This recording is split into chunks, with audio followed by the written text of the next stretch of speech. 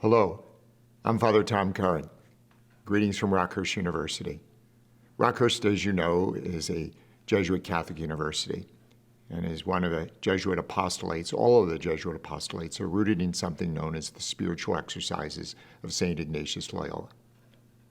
St. Ignatius Loyola, in the very beginning of the spiritual exercises, states that the goal or the focus here is union with God, the end for which we are all created.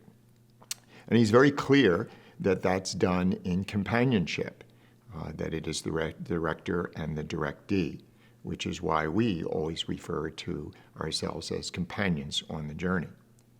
It is in that same spirit that he speaks about the director and the directee looking out for one another, which is where we come up with this core value known as cura personalis, which means that we care for one another along this journey. So as companions on the journey, cura personalis is very, very present on our minds, how we journey together and how we look out for one another. It's certainly something to keep in the forefront of our minds as we, as a community, as a nation, as a world, concern ourselves about this pandemic. As a Jesuit university, as a Jesuit work, we also speak about a way of proceeding. So how are we at Rockhurst proceeding through this concern? It is to be very thoughtful and very intentional. I hope you'll agree with me that all the messages that we've sent so far have been that, very, very intentional and very, very thoughtful. Those messages will continue to be sent to you, and so I direct you to be attentive to them, to consult the website, to consult our social media, Facebook, and all of the messages that we'll be sending out, so that you can keep yourself informed about what's going on here on the campus as we continue to journey together. A long time ago, when I was very young, there was an old television ad, actually came out of a communication firm, more specifically a telephone company, that used to have this jingle that said, "Reach out and touch someone." Well, that is not something we should be saying these days. But in fact, the ad was appropriate then and now because it was reach out and touch someone remotely. How do we reach out and touch someone that we're not in the presence of?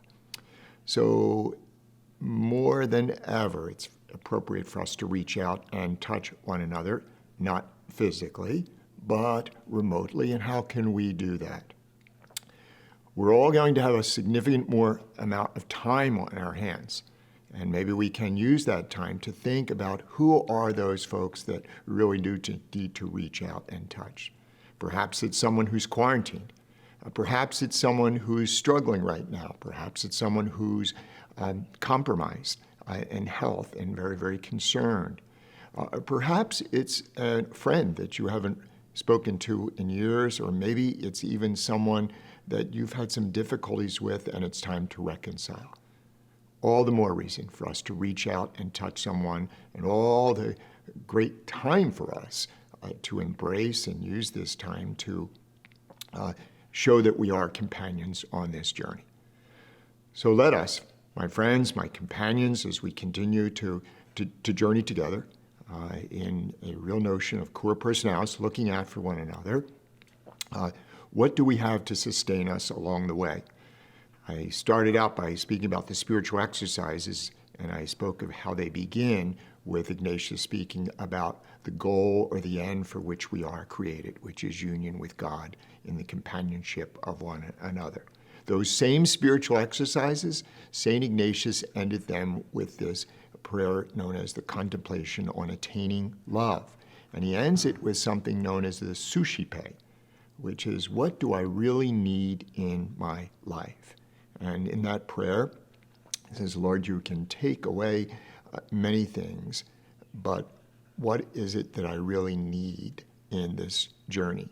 And he said, what I truly need is your love and your grace. Give me only your love, give me only your grace.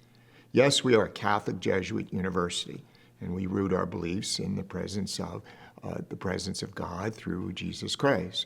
Well, for some who are not Catholic or are not people of faith, and so this might be you're relating to a higher power, a transcendent, a God, Allah, or in the name of God.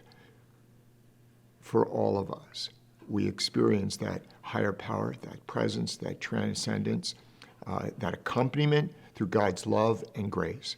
Ignatius says, give me only your love and your grace. That will be sufficient, and that will be sufficient for us. May we be reassured that God's love and God's grace buoys us, that it sustains us, and will ultimately bring us into deliverance. Peace.